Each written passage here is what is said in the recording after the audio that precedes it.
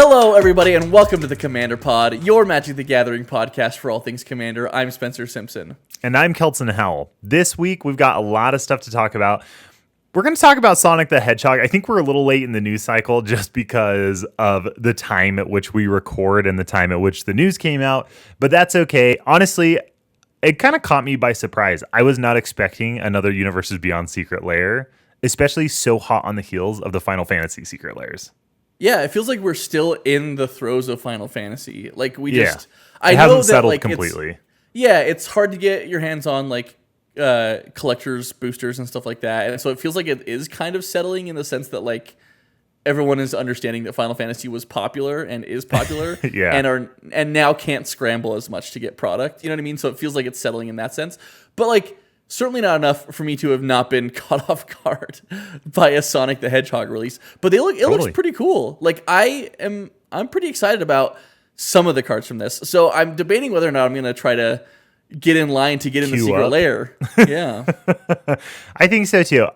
Honestly, one of the things that surprised me was I forgot that Sonic the Hedgehog is nostalgic for me. Wait, how?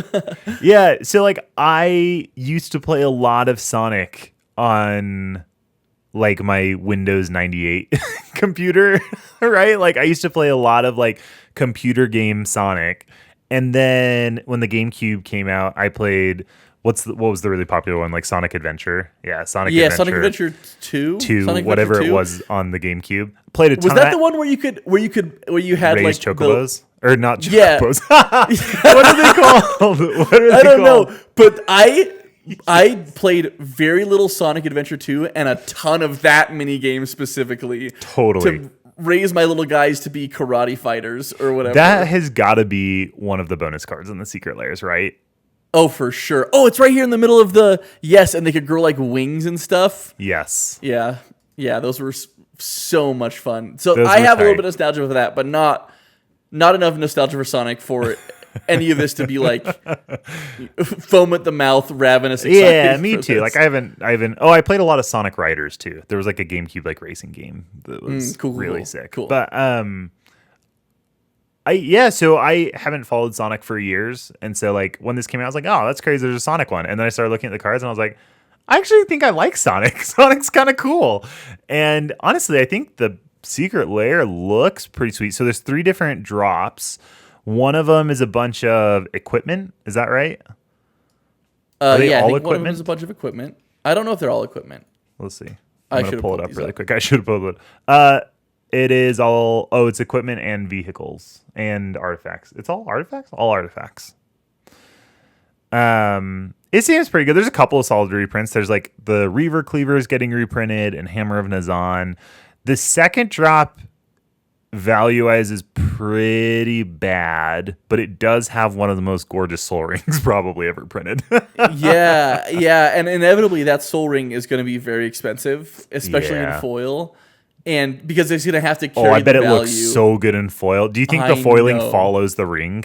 I don't know. That would look so good. Sick though. So this is one that I think I will buy mostly just for the soul ring. Yes, because I think the soul ring might be more than the cost of the Secret Lair, just because it's potentially, I guess. Yeah. I don't know. Crazy. It's tough to know. And then the last one is 7 new mechanically unique cards.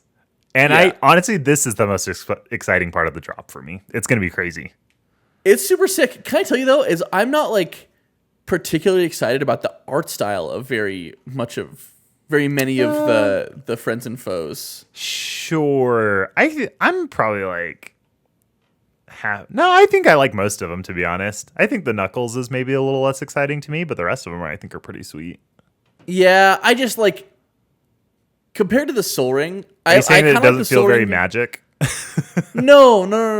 The Soul Ring to me though feels a little bit Sega-y to me, 64-bit. Yeah, it's kind of cool. Yeah, which I do really like, and so I think I like that version of it more than I like the cartoony version of it, because some of these seem like they come from Sonic animated series or something like that I never really watched. Oh, I also watched the Sonic animated series when I was a kid. Oh, did you really? Yeah, forgot about that. See, look at this. It's just Wizards knows how to pull nostalgia out of me that I didn't know that I had.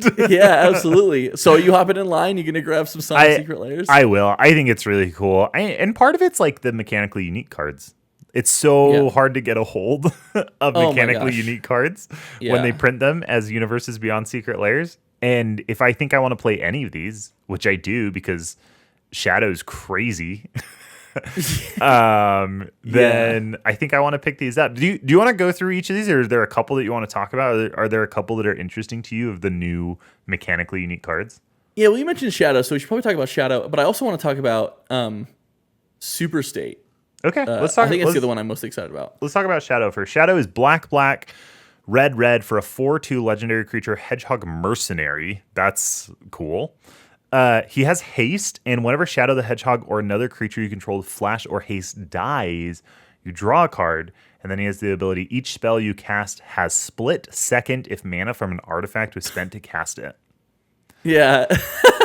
This is super insane. This is so cool. Can good. I tell you what's really embarrassing too? I was like, oh sick, my talismans make my spells split second.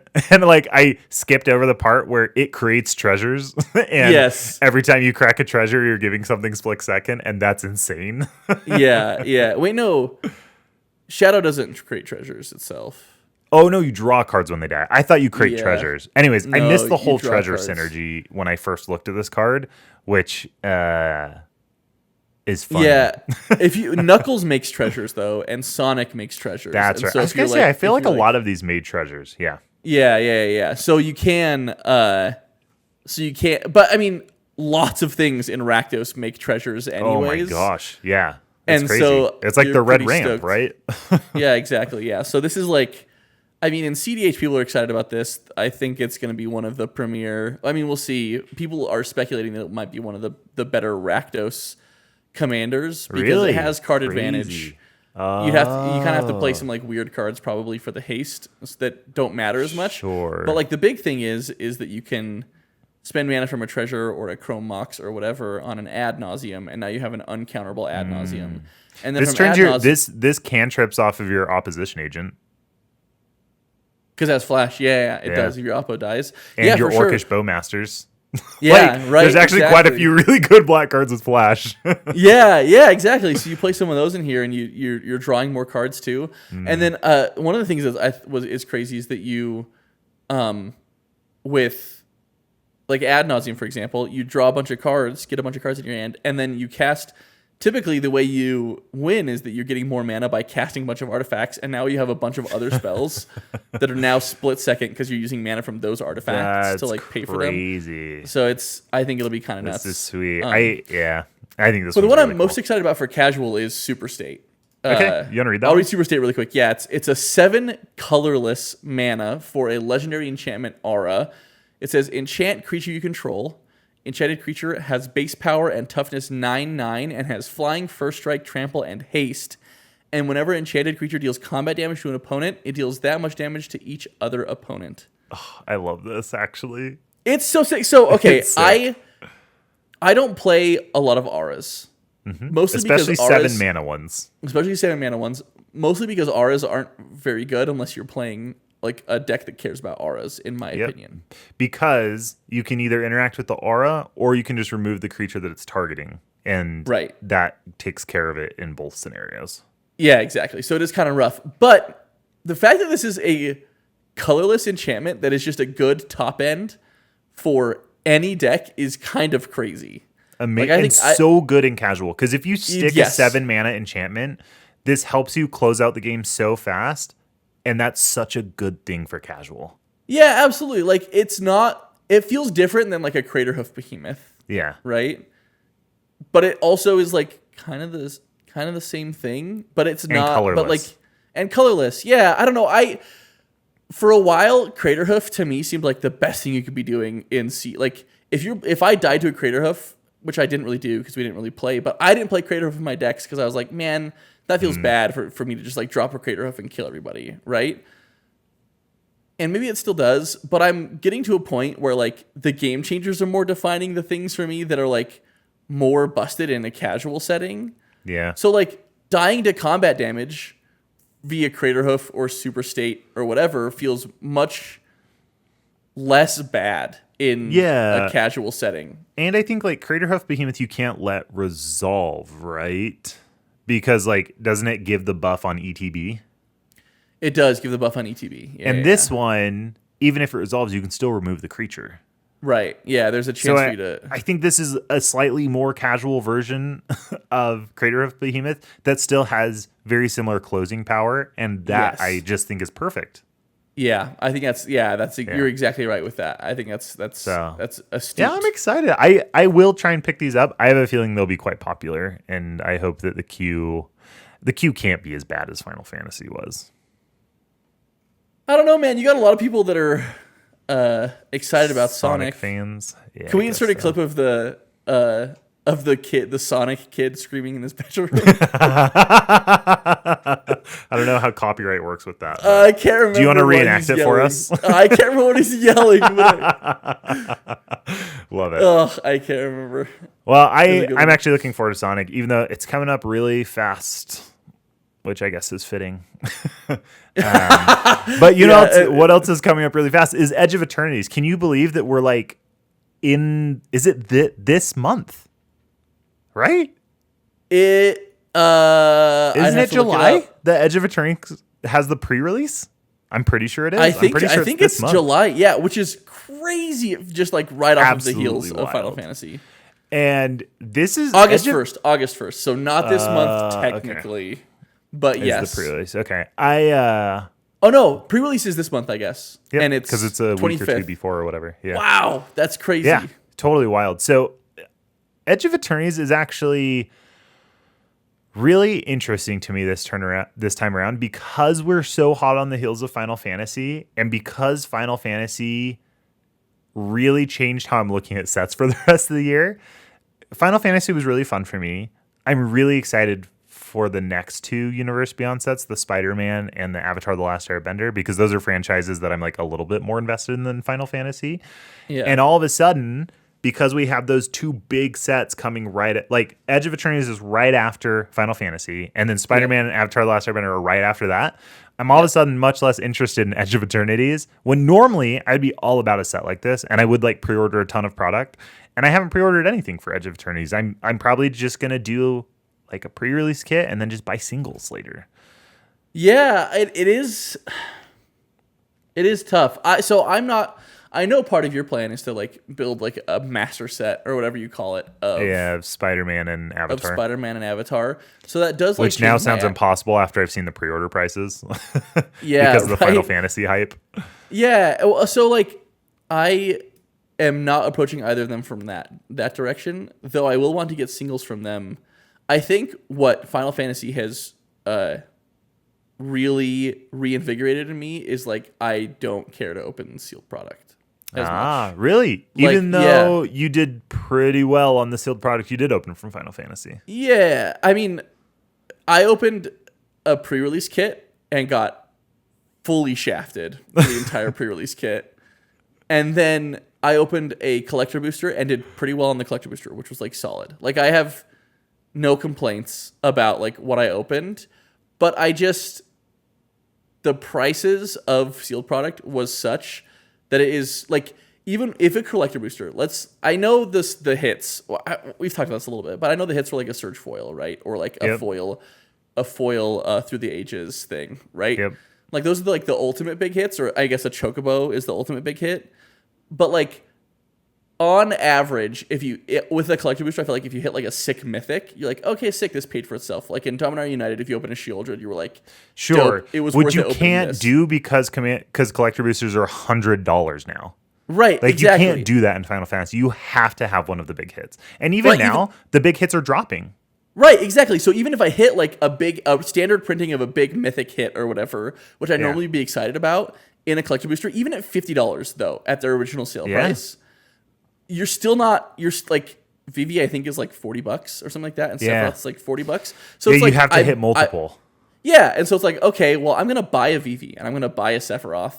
And even the Surge foils are dropping though. Like a lot of the Surge foils have been dropping, which is crazy. Yeah, and so that's kind of like where I've been landing more and more recently is like it's so fun to open packs and for me to actually like come out of a pack opening and be like, sick, I came out on top of that.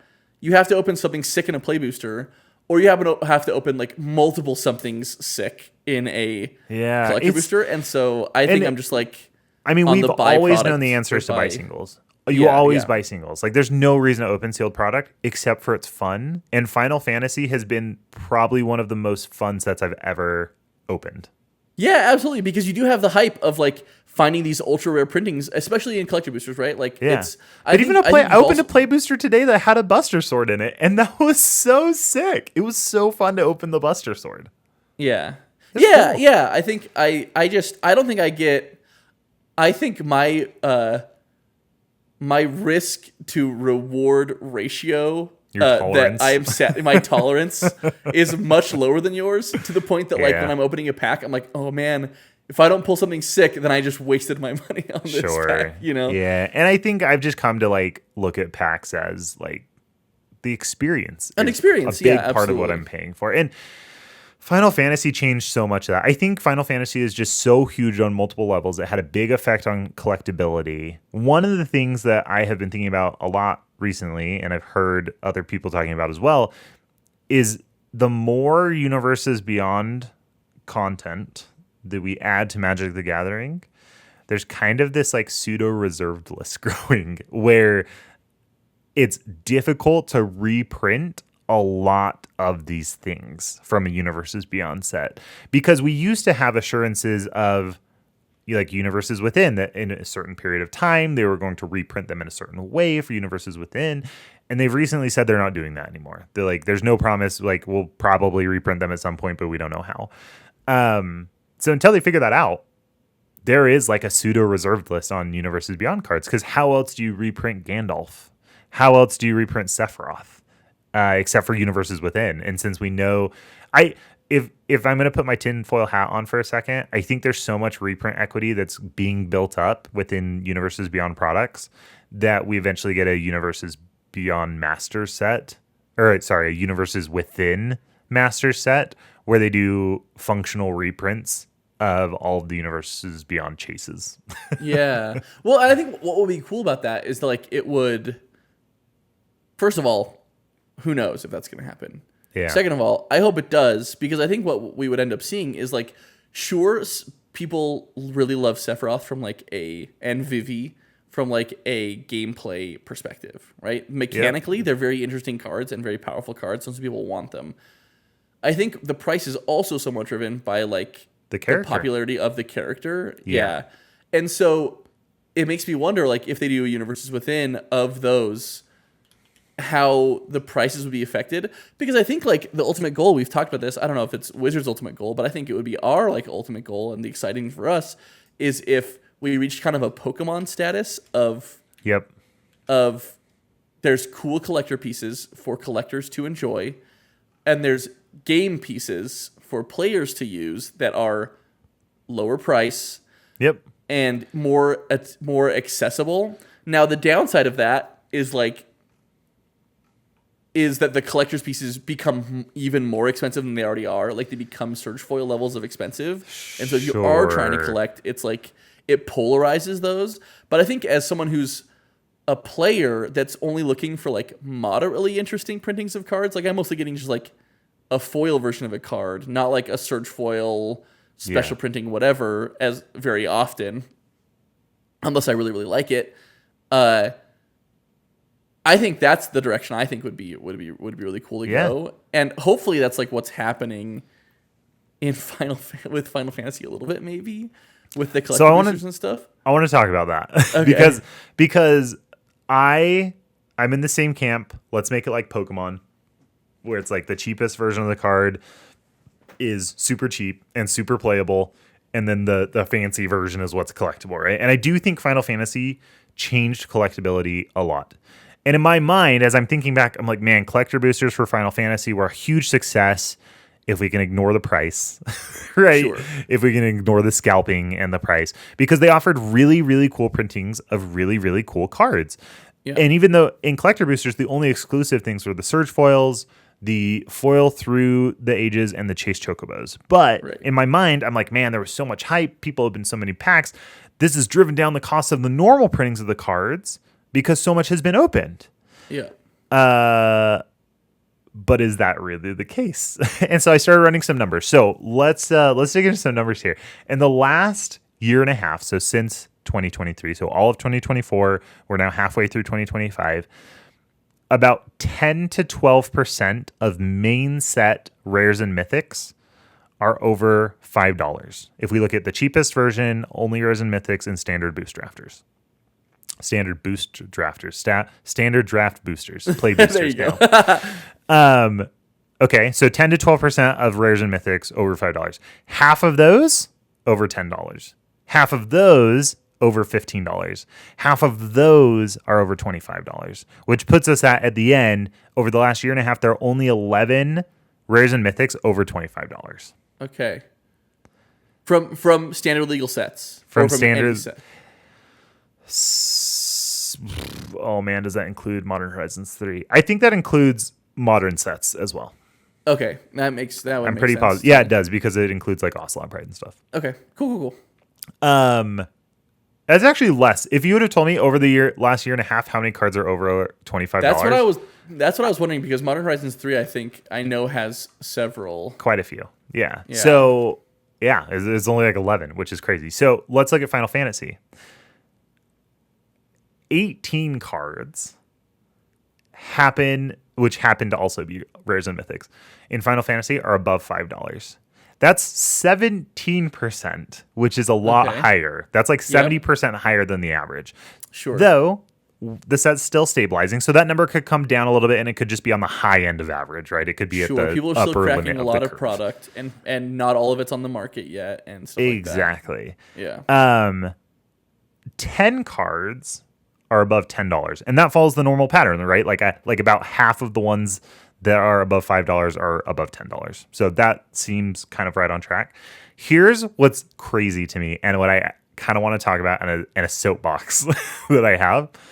Out of the 10 cards that are above $10, only one of them is rare, and 9 of them are mythic. That means that 90% of the cards above $10 in Final Fantasy are mythic, opposed to about 60% of the rare to mythic ratio over the last year and a half. Well, and is this just from the main set, or is this include just from the main set? Okay, not including through the ages. What about and not including commander? Not including product? commander. If we're only talking about the main set. Wow. Okay. So I think that mythics are creating an issue where Wizards knows what the most popular characters and the most powerful effects are going to be, and they print them at mythic because they're harder to open and it sells more packs, which if you're listening to this, you're saying, of course, why wouldn't that be the case? Obviously, that's how Wizards would do it. Have you ever looked at the history of mythics and when they actually started printing mythics?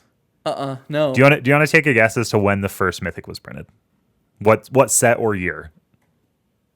Oh, jeez. My guess would be 2000 and Well, you're right so far. 12. Okay, you're not far off. 2008, Shards of Okay. Alara was the first time that we got a mythic.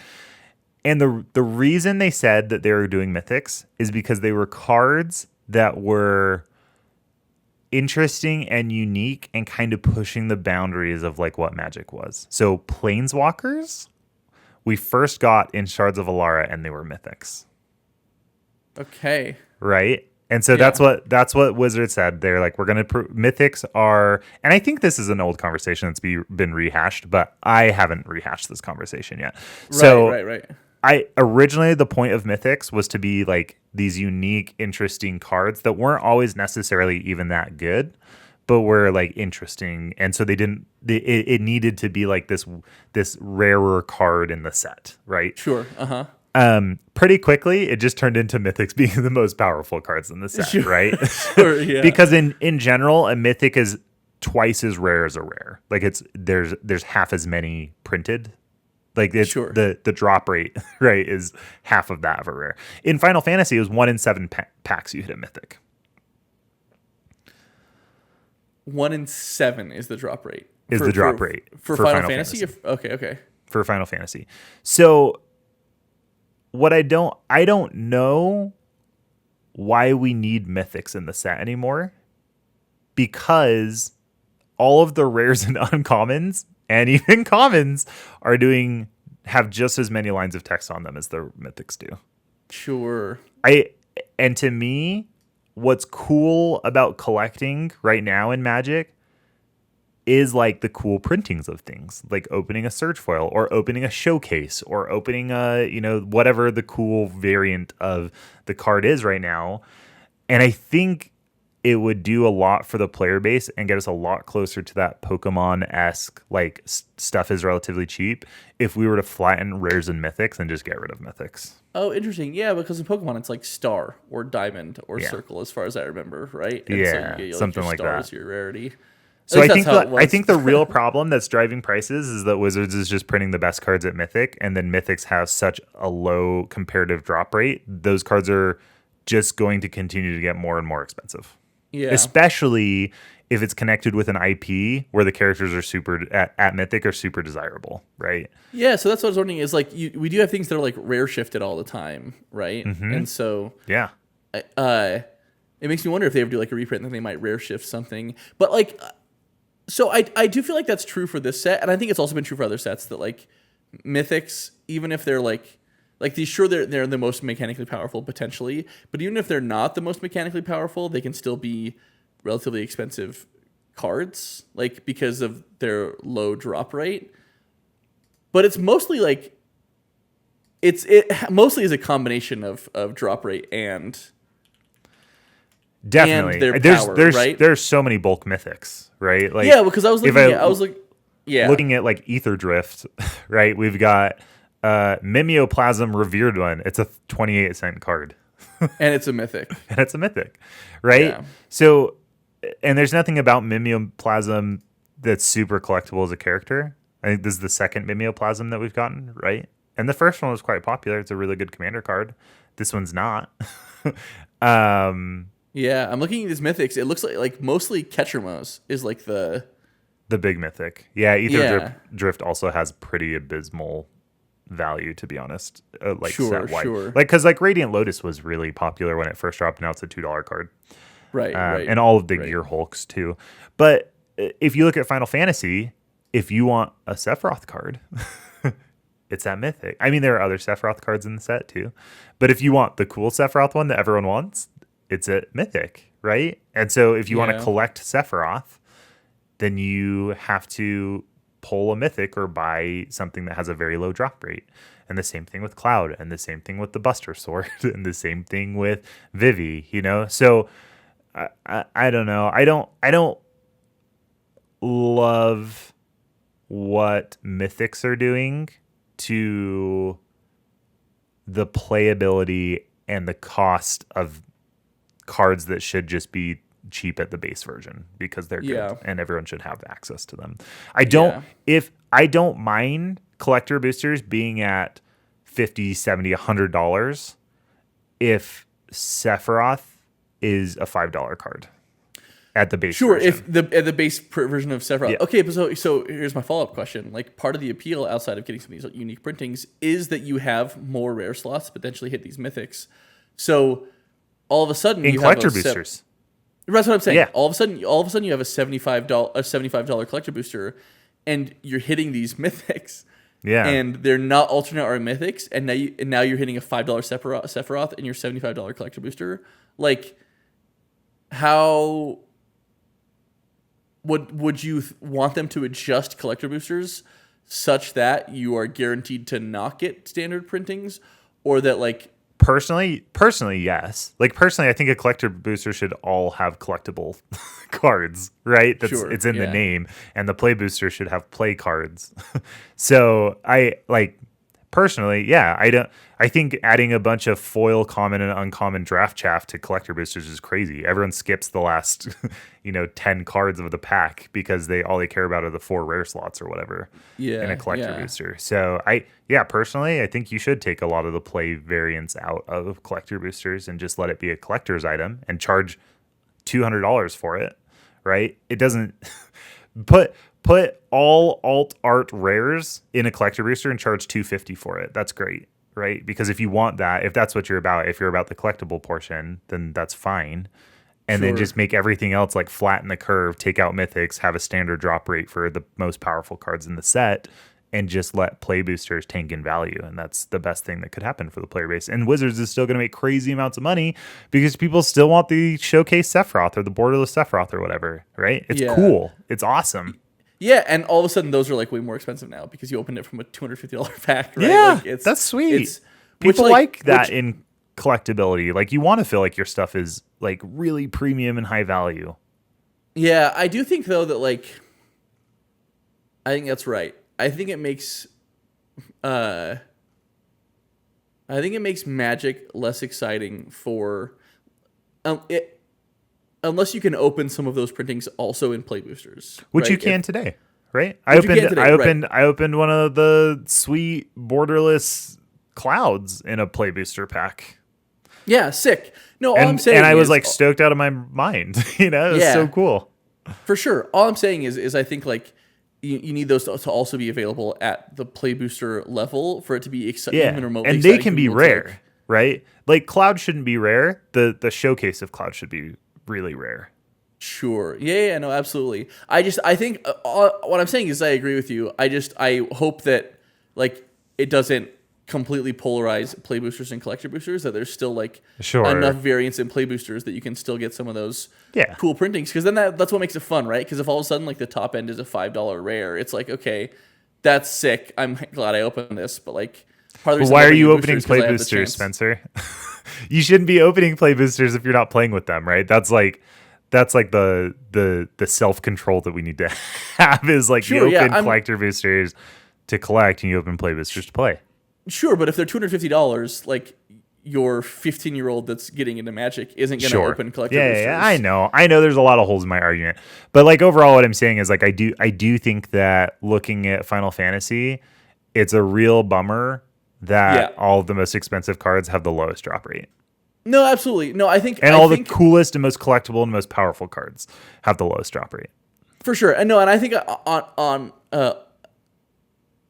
on the whole, I agree with you. And I think partially it's because outside of like the big drops, right, and the search foils and the big hits or whatever that you get in collector boosters, for most sets, for me, collector boosters are like play boosters are relatively close to collector booster. Like, sure, you get 4 or 5 rare slots, but like you can open 3 rares in a play booster. Like, and that's pretty rare. That doesn't happen very often.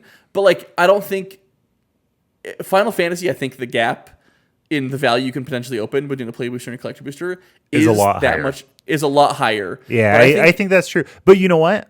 I think that's why in my mind it was a success. Is like the fact that collector boosters had such collectible cards was cool. It made them so cool. And that their drop rate wasn't like absurd, right? Yeah. Like the drop rate for like a search foil was actually not terrible. It was like 20% or something. Yeah. It was like 12%, but you had 4 slots to hit it. So it's like whatever the cumulative of 12% across 4 slots was. Sure. Yeah. I think as far as I remember, it was like 15% in one slot and then like 1% like an average of in 12 another or something slot. like that. Yeah, or something like that. Yeah. So yeah, like I just looking at the numbers, I think what was really interesting to me is just the fact that the value in Final Fantasy is so skewed towards mythics. Yeah. And I think that is like a bit of a shame because the people who want to play Final Fantasy for playability and not for the characters, it's so hard to get a hold of Sephiroth. Right, and if you want to build the new cool Orzhov or Jund Sephiroth deck or whatever for standard, like you have to buy. Yeah. I mean, but that's always kind of been the case. Like if you wanted to, like Shieldred was running standard for a while, or Mihawk Massacre, and they were the mythics of the sets, and they were the powerhouses, and it was $60 Yeah, but to get a hold of them. Yeah, but that's bad. Right. Standard shouldn't be like you're playing 4 of a $90 card. Yeah, sure. And ideally, neither should modern, right? Like, ideally, neither should modern. Yeah, I mean, it's just Yeah. going to go up because the power level and the card pool goes up. But like in general, like that's why I haven't played standards, because I don't know that I'm going to like standard. I don't want to invest $300 in the cheapest deck in standard to like give it a try. Yeah, and it rotates, and that we're a Commander channel. We obviously are into Commander the most, but standard has been something we've both expressed interest in at some point. Or modern, and modern is just ridiculously expensive, and standard is also ridiculously expensive, but rotates every 3 years every now. 3 years or whatever. Yeah. Yeah, but rotates every 3 years, but also rotates every year. Sure. For the year that's rotating out, and so you now have to replace that year of cards with the next year of cards, and it's rough. Anyways, I will say, looking past some of the Universes Beyond sets, Final Fantasy, Spider-Man, Avatar: The Last Airbender, are you excited for 2026? I am. I have heard about the stuff that's coming 2026. I feel like I'm excited for that, but I also don't feel particularly tied to very many of the sets that I've heard that are coming out. Because the 2 that they've spoiled so far are Lorwyn Eclipsed and Secrets of Strixhaven. So we're going back to Lorwyn. We're going for the 3rd time now, and we're going back to Strixhaven for the 2nd time. I guess. Okay, I guess I lied for the 1st time. I guess I lied because Strixhaven is the set, Strixhaven and Modern Horizons 2 were the sets that came out when I got back into cool Magic after I got into Magic in Dominaria, the first Dominaria block. And then I guess it wasn't a block at that point. Or they were still doing blocks, I suppose, because they were doing Amonkhet and Ixalan or whatever. Took a little break, came back to Strixhaven. So I'm excited about Strixhaven because I never actually got to play Strixhaven limited. Yeah, cool. And so I'm excited for that. That'll be fun. But I don't know much about Lorwyn. I think it'll be fun. Sets. Yeah, I haven't gotten to play Lorwyn either. It seems like an awesome plane. You want to know something very interesting? Lorwyn, when it was released, was the worst selling main set to date at the time. Really? Yeah. Which is funny because if you look at it now, it's a fan favorite. Like, it has these super strong typal themes that people absolutely love. Some of the cards that we got from Lorwyn are like Negate, Ponder, Bloom Tender, Muldrifter, Bitter Blossom. Like really cool staples in Commander. And yeah, but at the time when it released, it was the worst selling main set up to that point. That's crazy. Yeah, I recognize so many of these cards. Yeah, that are so cool. Oh my gosh! So I'm excited to go back. There's the flavor of it because that was during the time of block. So there was like a main set and then a smaller set. And Lorwyn is coupled with Shadowmoor. And so the first one was like Lorwyn and then Morningtide. And then the second block was Shadowmoor and Eveningtide, whatever it is. Okay. So I'm interested to see what gets explored in the new Lorwyn set. And it's a flavor of Magic that I haven't gotten to play yet in a limited sense and like from a pre-release standpoint. So I'm very excited for it. Oh, that'll be cool. Can I tell you what I hope? I really hope that some of these that they stay relatively true to the old Lorwyn art style. I know this is like old Magic the Gathering art style, but I really like it, and I hope because the art style has changed so much and has been varied in a bunch of different sets recently. Yep. It would be so cool if the art style kind of went back to this muted, and obviously like they hire artists and the artists have their styles and whatever. Yeah. We have more variety of Magic artists now than we did at that time. Absolutely. But it would be cool if I hope part of the prompt they give the artist is to reference original Lorwyn and at least some of the style of the art, because that would be very cool. That would be really, really cool. I would love that. Yeah. That's sweet. Yeah. And Strixhaven was one of my, it was, you told me this, that Strixhaven it's almost been 5 years since Strixhaven came out. And I could not believe that. That is crazy. Yeah, isn't that wild? Yeah. I remember stuff like that occasionally, and it freaks me out. Like, I think Lord of the Rings has now been out for like 2 years almost, right? Wow, that is so crazy. I can't believe that. I really enjoyed Strixhaven. It was I kind of feel like when they started to do some of the magic, but it's X, like magic, but it's Harry Potter, and then Sure. we got like magic, but it's Vikings, and we got like magic, but it's then we got into the magic, the happening, where it was like murder mystery, cowboys, all those things. Sure, And I sure. have to say that like Strixhaven is probably one of my favorite magic, but it's X sets.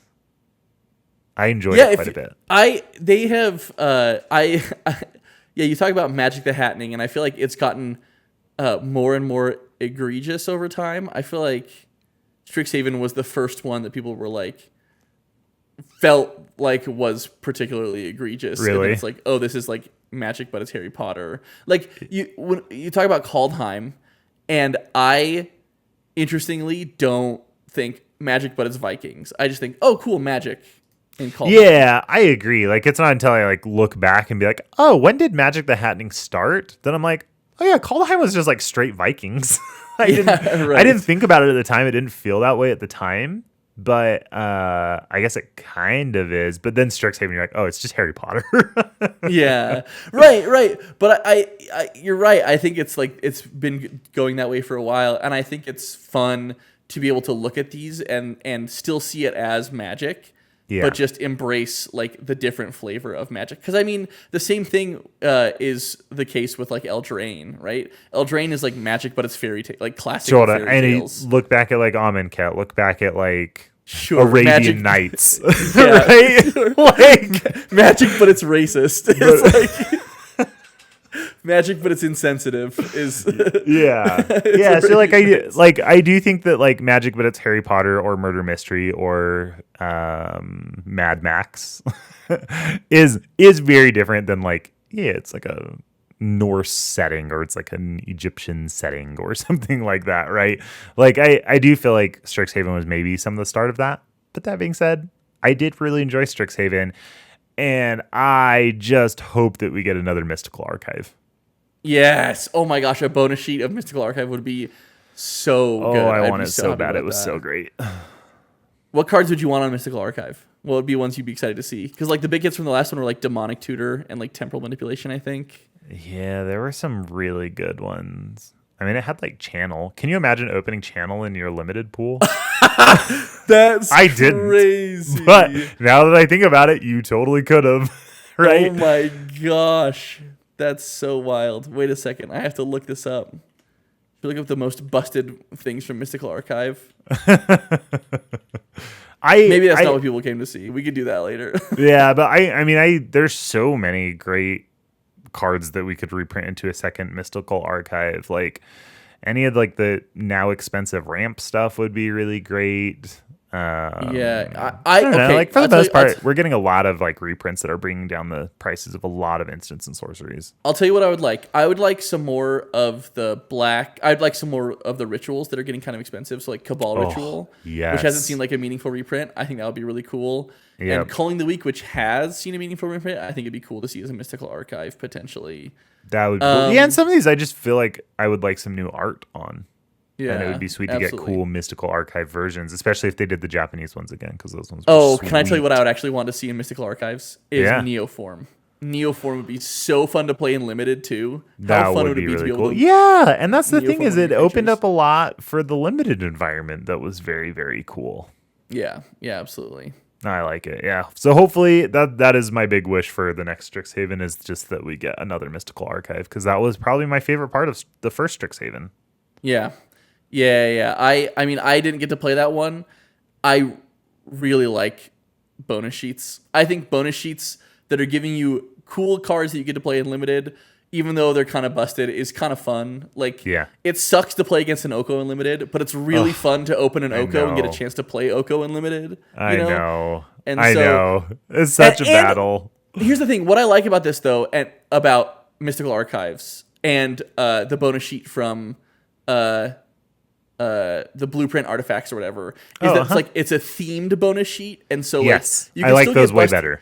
You can still get busted stuff, but like in the other ones, you could open up a Thoughtseize and an Oko, and you're just like set for like a Sultai deck. Or whatever. They kind of did that already though, because they did Mystical Archive, they did the artifacts, they did Multiversal Legends, they did the Enchanted Tales. Like they kind of hit most of the major They hit card all types the at this card point. types. So now a bonus sheet's just like Battles. It's yeah. battles. Battles It's is like, the a, next it's like one. a 12 card bonus sheet. Oh, Planeswalker. We already did Planeswalkers, didn't we? Did we do Planeswalkers yet? Oh, I don't think so. I guess the No. Multiversal Legends had some Planeswalkers, didn't it? Or no? No, I think it was all legendary creatures. Yeah, I guess we get. I don't think Strixhaven is the place to get a bunch of Planeswalkers, but yeah, I think anymore most bonus sheets are just going to be like a mishmash of stuff. Yeah, and that's also fine. I think It's fine. here's the thing: is some of them are very powerful, but not particularly playable. Like if you opened a Bolas' Citadel in your limited pool, like sick card, and I want one of those, but like And it'd be hard to cast. yeah, it'd be hard Yeah. to cast, and then also hard with 20 life to Yeah. do a profitable Bolas' Citadel. So Sure. anyway, I feel like we're getting a little lost in here, but I am excited for the stuff coming up. I'm really excited for Avatar: The Last Airbender, and I gotta say, I hope beyond hope that they make a land called Secret Tunnel that does something very cool. That would be awesome. Oh, That would be it certainly so gets a sick. reference. There's no way we get through an Avatar set without a reference to Secret Tunnels. Yeah, absolutely not. That's Absolutely awesome. not. Well, thank you all for listening. Let us know what you're excited about from Lorwyn and Secrets of Strixhaven. What do you hope you see in those two sets? Thank you all so much for listening. Remember to subscribe, join our Discord, and until next time, remember to always pay the one.